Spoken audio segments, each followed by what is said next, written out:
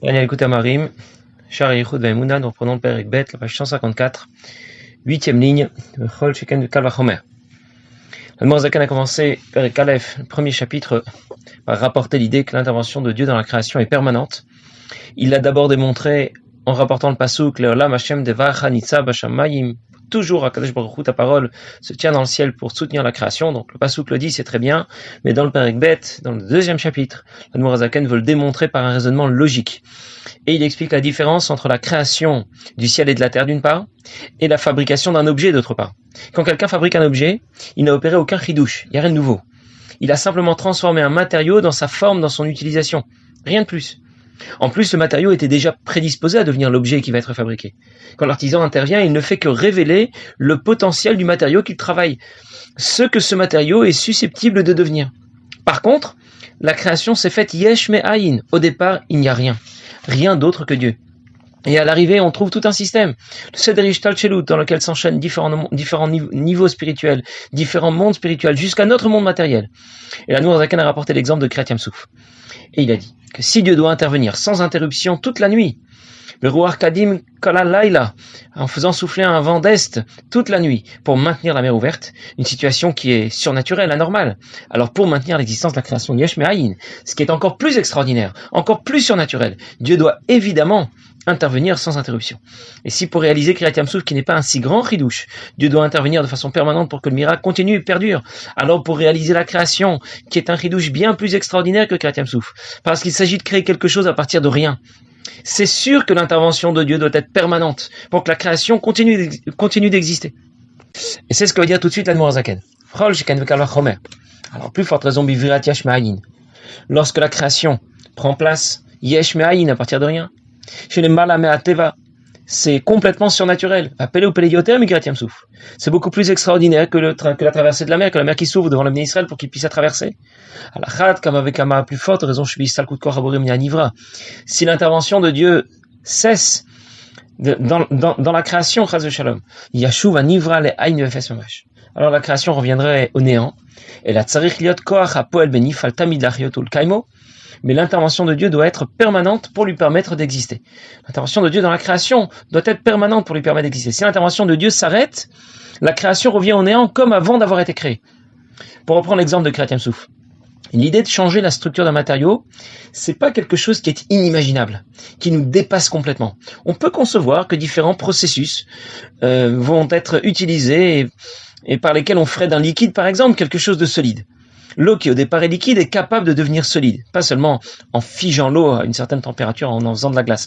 On peut imaginer de rendre un certain matériau, de le faire passer d'un état à un autre. Par contre, un objet qui n'existe pas, il n'est pas capable d'exister. C'est impossible, c'est même pas imaginable. Ça nous dépasse complètement. On ne peut même pas imaginer par quel processus un objet pourrait apparaître de nulle part.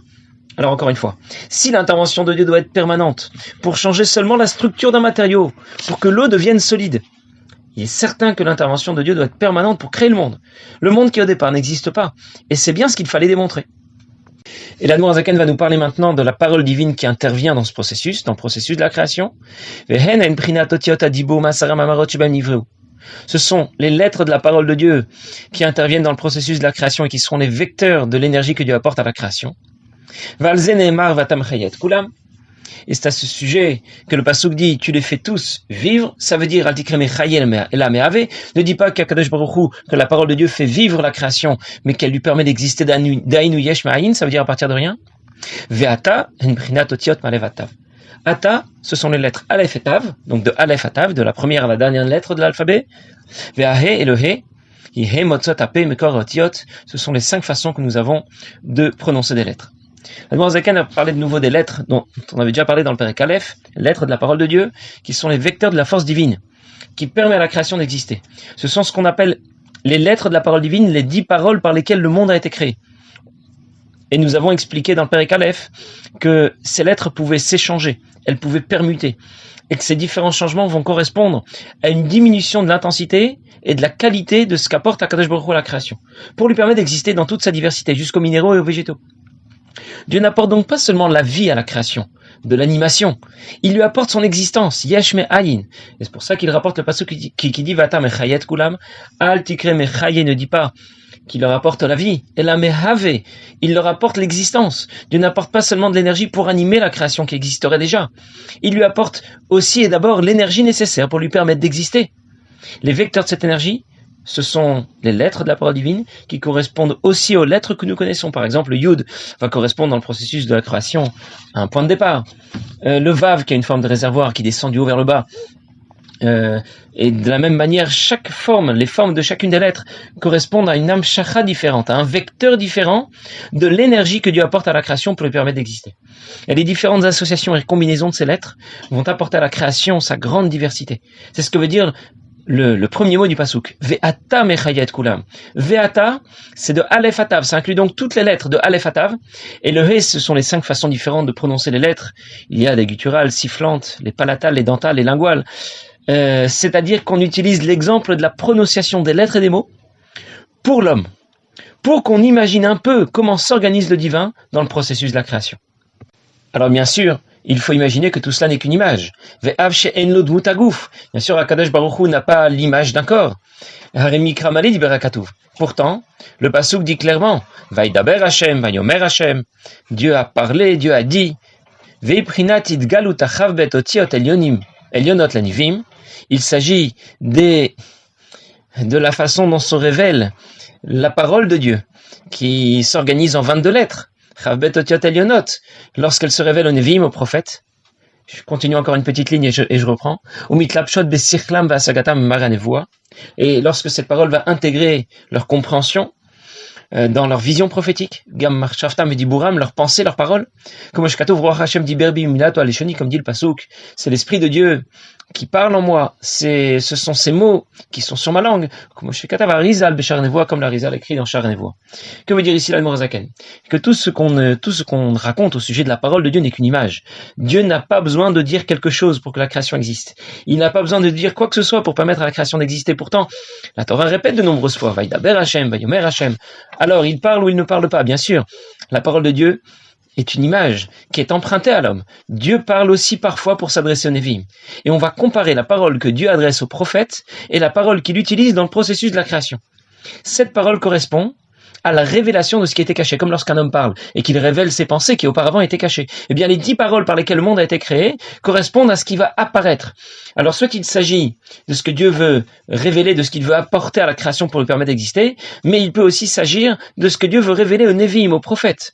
La parole de Dieu, c'est une révélation. La révélation d'un koach, d'une émanation du divin qui aura la faculté d'apporter à la création son existence ou d'apporter à un prophète le message de Dieu. Et l'Admor Zaken précise que la parole de Dieu ne correspond pas qu'à une révélation. Il y a un deuxième concept qui est associé à la parole de Dieu. La première, c'est donc ce que dit l'Admor Zaken, Prinatit Galut. C'est effectivement la révélation d'un certain corps, d'une émanation du divin. Mais il s'agit aussi d'une mitlapshut. L'Admor Zaken parle de mitlapshut besirklam. Ça veut dire d'une intégration. Dans un premier temps, Dieu doit s'adresser aux Nevi'im, pour prendre l'exemple des Nevi'im. Il doit d'abord s'adresser à eux. Dans un deuxième temps, il doit faire en sorte qu'ils comprennent son message, qu'ils l'intègrent. Et nous allons retrouver ces deux concepts, révélation et intégration, dans la parole que Dieu destine à la création. Dieu va d'abord révéler l'énergie nécessaire à la création, pour qu'elle existe d'abord. Et puis ensuite, il va adapter cette énergie à chaque parcelle de la création, pour qu'elle puisse l'intégrer dans toute sa diversité, jusqu'aux différents végétaux, aux différents minéraux. Donc, révélation et intégration, comme pour la parole que Dieu adresse aux Nevi'im, ou comme pour la parole qui est destinée à la création, révélation et intégration sont les deux concepts qui font partie de ce que l'on appelle la parole de Dieu. Et on comprend que un navi, un prophète, sera en quelque sorte le porte-voix de la parole divine. La parole divine est trop pure, trop puissante pour être transmise directement à tout le monde, à tous les Bnei Israël. Comme les 10 paroles par lesquelles le monde a été créé, qui sont trop puissantes pour pouvoir intégrer les végétaux et les minéraux de notre monde matériel. Les lettres de ces 10 paroles vont d'abord subir des échanges, des permutations qui vont affaiblir la puissance de l'énergie qu'elles transmettent, pour qu'elles soient adaptées à chaque parcelle de la création. Et de la même manière, quand Dieu veut transmettre un message à l'ensemble des Bnei Israël, il ne va pas s'adresser à eux directement, parce qu'ils ne le supporteraient pas. Le Navi sera donc le porte-voix de la parole de Dieu. Et c'est ce qui permettra aux Bnei Israël de la recevoir, de la comprendre. Alors je récapitule. La parole de Dieu correspond à ce qui se révèle, et qui va venir intégrer une certaine cible. Quand la parole de Dieu s'adresse au Navi, la cible, ce sont les Bnei Israël. Quand la parole de Dieu, que l'on considère c'est celle qui intervient dans la création, la cible, c'est le ciel et la terre, tout ce qui s'y trouve. C'est ce que va dire tout de suite l'Admor HaZaken. De la même façon, les lettres de la parole de Dieu vont intégrer les différentes créatures de la création qui dirent comme dit le Pasuk, Bidvar Hashem Shamayim Nasu, c'est par la parole de Dieu que le ciel a été fait, ou Vrou Arpiv, et par le souffle de sa bouche, Kol Tsevaam, toutes les armées, Malachim qui s'ouvrent. En d'autres mots, la parole de Dieu est transmise aux Nevi'im selon un processus qui comprend 2 étapes, révélation puis intégration, et de la même manière, la parole de Dieu permettra la création du monde selon un même processus en 2 étapes, d'abord révélation puis intégration. Et l'Admor HaZaken conclut le Pérec en disant Rak shei al yedei ishtalshelut rabot ve'atzumot. Et cette parole doit subir une ishtalshelut, un enchaînement une série de déclinaisons puissantes et différentes, nombreuses plutôt, ad sheirdot la siagufnit, jusqu'à atteindre le monde matériel. Machenken la sagat Nevi'im. Par contre, les Nevi'im, les prophètes, vont recevoir la parole de Dieu qui sera durant Hatzilut, mitlabesh et bolam abria, durant de Hatzilut qui a intégré le monde de Bria. Que vient nous dire ici l'Admor HaZaken avec ces quelques lignes à la fin du Pérec? La puissance de l'énergie que Dieu investit dans la création est diminuée pour que la création puisse la supporter. C'est ce que veut dire l'Admor HaZaken quand il parle de Ishtalshelut, Rabot ve'atzumot. Au final, cette énergie pourra atteindre notre monde matériel parce qu'elle aurait été suffisamment diminuée. Et on imagine la fracture, le fossé énorme qu'il y a entre notre monde matériel d'une part et les mondes spirituels qui le précèdent d'autre part. L'énergie que Dieu apporte à la création a donc été extrêmement diminuée pour pouvoir intégrer la création. Par contre, la parole que Dieu transmet aux Nevi'im n'a pas suivi un processus aussi brutal, aussi important. Elle est affaiblie, mais pas autant que la parole de Dieu qui intervient dans le processus de la création. Alors je récapitule. On distingue la parole de Dieu qui est à l'origine de la création, qui a été extrêmement diminuée pour pouvoir l'intégrer. Et d'autre part, la parole de Dieu qui se révèle aux Nevi'im, qui n'a pas été autant diminuée pour leur être communiquée. Mais c'est la même parole de Dieu au départ. C'est la même idgalut, la même révélation. La iklapshut, l'intégration sera différente. La parole de Dieu va intégrer la création jusqu'au monde de Asiya, le monde matériel dans lequel nous nous trouvons. Tandis que la parole de Dieu qui est transmise aux Nevi'im sera plutôt du rang du monde de Hatzilut, comme il intègre le monde de Bria. Le Moshe Rabbeinu, par exemple, est le plus grand de tous les prophètes, et c'est pour ça que c'est écrit dans Kitvar Arizal, l'Admor HaZaken le rapportera un peu plus loin dans le Tanya, dans Gerat HaKodesh, ou plutôt dans Kuntras Acharon, que la parole qui lui est transmise est du rang du monde de Hatzilut, les dernières sphirotes du monde de Hatzilut, pour être précis. Et c'est donc lui qui va nous transmettre la Torah. Alors pour l'instant, avec ces 2 premiers prakim, avec ces 2 premiers chapitres, nous avons compris que rien n'existe en dehors d'Akadosh Baruch Hu. C'est lui qui a créé le monde, qui soutient l'existence de la création. Il nous a fait sortir d'Égypte, il a ouvert la mer, il nous a donné la Torah. Bon, mais une seconde. Et le Big Bang dans tout ça, on en parle un peu? Je vais poser la question autrement. Comment prouver que tout ça est bien vrai? Vraiment, il y a eu Kriyat Yam Souf, la mer qui s'ouvre, l'intervention de Dieu qui nous déclare, qui nous donne la Torah, etc.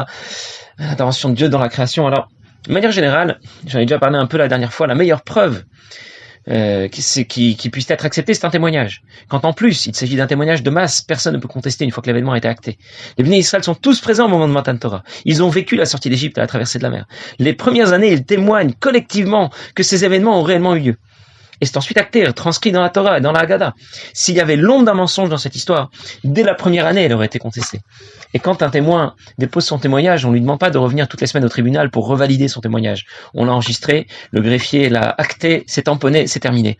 Le témoignage maintenant de 600 000 personnes a aussi été déposé. Et on n'a pas besoin de le revalider chaque année. Ce témoignage, on le commémore chaque année seulement. Ça n'aurait pas tenu la route aussi longtemps s'il y avait l'ombre d'un doute. Et ce témoignage de masse a été consigné dans la Torah. C'est le point de départ du judaïsme, de notre conception de l'existence de Dieu. C'est ce témoignage collectif de masse qui implique 600 000 personnes. Toutes les autres religions sont fondées sur le témoignage d'une seule personne. Tu y crois ou pas? Chacun descend de son nuage ou sort de son désert et va déclarer « J'ai parlé avec Dieu, il m'a tout expliqué, asseyez-vous, je vais tout vous raconter ». Et là, les délires commencent. Et il faudrait croire ces gens-là. Faut être vraiment fou pour y croire. Et Moshe Rabbeinu précise au contraire. Atem reitem ki min hashamayim dibarti imachem. Moshe Rabbeinu nous dit, je vous ai pas raconté des histoires. Je vous ai pas dit, j'ai rencontré Akadosh Baruch Hu, il m'a raconté plein de choses et je vais vous le raconter maintenant. C'est vous-même qui avez assisté à Matan Torah. Dieu s'est révélé à vous. Je vous ai rien raconté. Vous l'avez vécu comme moi. Vous êtes tous, vous-même, vous êtes tous témoins de tout ce qui s'est passé. Alors, on en prend conscience. Et dans le Pérec suivant, nous allons encore avancer dans notre conception, dans notre conscience de l'existence de Dieu. Et bien sûr, on le comprend quand on l'entend. Mais l'idée, c'est de s'en pénétrer, d'en être convaincu. Et c'est en l'étudiant qu'on va, quand je vais étudier le passage de la Torah, Shari Yechud Ve'emunah en l'occurrence, qui nous parle de cela, eh bien c'est de cette manière que cette idée va vraiment nous pénétrer et qu'on va être convaincu. On raconte qu'un jour, Mendel Gourarier, qui était jeune, à l'époque où cette histoire s'est passée, était en voyage, il voyageait en train, il rentrait chez lui à Kremenchug, et la distance était très importante, et il allait passer quelques jours dans le train. Après quelques jours, il commençait à s'embêter, à s'ennuyer, il se sentait un peu seul. Alors il a décidé qu'il allait faire le tour des wagons pour voir s'il n'y avait pas un juif avec qui parler. Et après avoir fait quelques wagons, il s'arrête sur l'image de quelqu'un, il s'agit de Reb Gershon Ber, un vieux chassid, et qui était plongé dans ses pensées. Il réfléchissait certainement à quelque chose, à un sujet dans la chassidoute, quelque chose, il savait même pas ce qui se passait autour de lui. Finalement, notre Mendel Gourarier s'approche de lui. Il est jeune, plein de fougue, et il lui dit un shalom aleichem très chaleureux. Et notre Gershon Ber, le vieux chassid, qui relève la tête comme s'il venait de sortir d'un rêve, d'une transe, et il lui dit, jeune homme, comment tu t'appelles? Et il lui dit, je m'appelle Mendel Gourarier. Il dit, où est-ce que tu vas? Il dit, je vais à Kremenchug, chez moi, je rentre chez moi. Il dit, écoute-moi bien, il faut que tu puisses convaincre toute ta famille, tes enfants, tous ceux que tu connaisses. Ils doivent tous savoir que Hu levado ve'en zulato, il n'y a que lui et rien d'autre. Et on comprend qu'il ne s'agit pas que d'une déclaration. Pour pouvoir en être convaincu, s'en pénétrer, eh bien, il faut l'avoir étudié, il faut avoir médité à tout cela. Et c'est de cette manière qu'on se rend compte qu'effectivement, il n'y a rien d'autre qu'Akadosh Baruch Hu. Nous allons en reparler la prochaine fois. Passez une bonne journée.